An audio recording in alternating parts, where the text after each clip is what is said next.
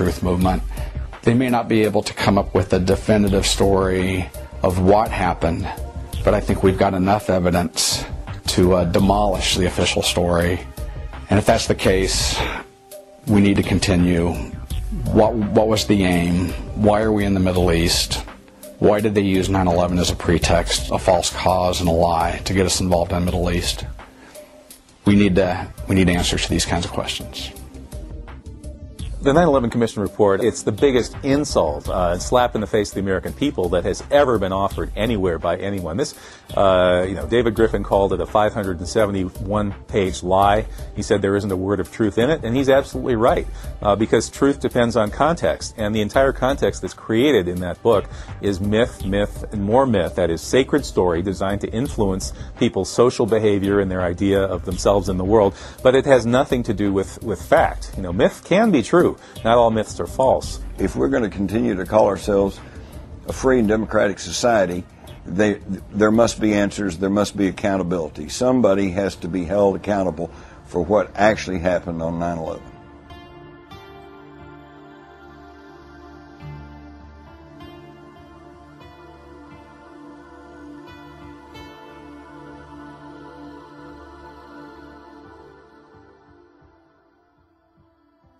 Ladies and gentlemen, justice must be served. The investigation into the attacks on September 11th must be reopened, and the evidence presented in an open and unbiased world televised trial, so that those guilty of these crimes be brought to justice, and let the punishment fit the crime. So what else can we do? Well, the answer can be seen in our founding documents. The Declaration of Independence states, "But when a long train of abuses and usurpations, pursuing invariably the same object, evinces a design to reduce them under absolute despotism, it is their right, it is their duty, to throw off such government and to provide new guards for their future security." But let's be clear, no one wants to overthrow the government or abolish the Constitution. It was Abraham Lincoln who said, "We seek not to overthrow the Constitution, but we seek to overthrow those who would pervert the Constitution." We call on all those in uniform that took an oath to support and to defend the Constitution from all enemies, foreign and domestic, to do just that. We call on all those in law enforcement to protect and serve the people, not those who pass laws that destroy our way of life and criminalize the very activities that make us a free society. Our unborn children will either curse our complacency or they will applaud our activism. The world is watching what we do and what we don't do. The choice is yours. Either we resign ourselves and our posterity to a world controlled by those that would murder, deceive, and enslave us, or we rediscover our heritage, reaffirm our patriotism, and muster the courage to do what we know we must do.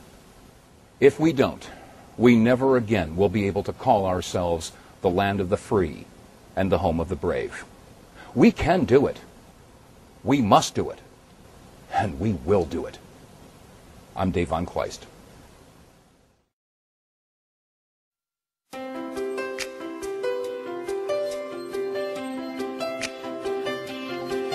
There's a million reasons why I don't believe it. There's a million reasons why it can't be true.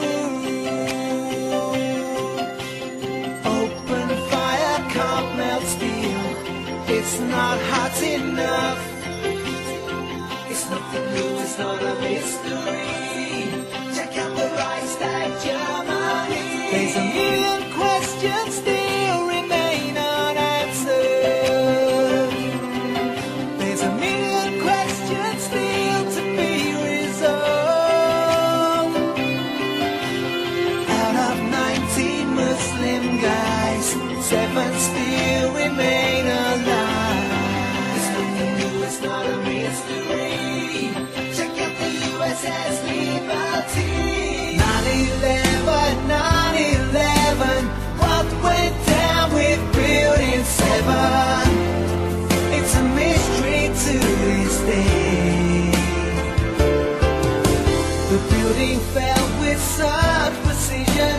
Free fall speed, no reason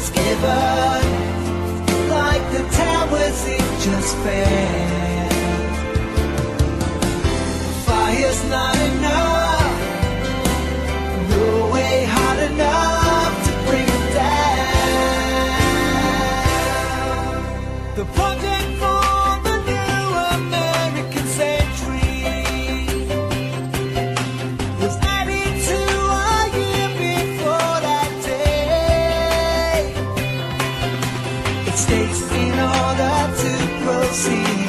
A modern day Pearl Harbor it would be.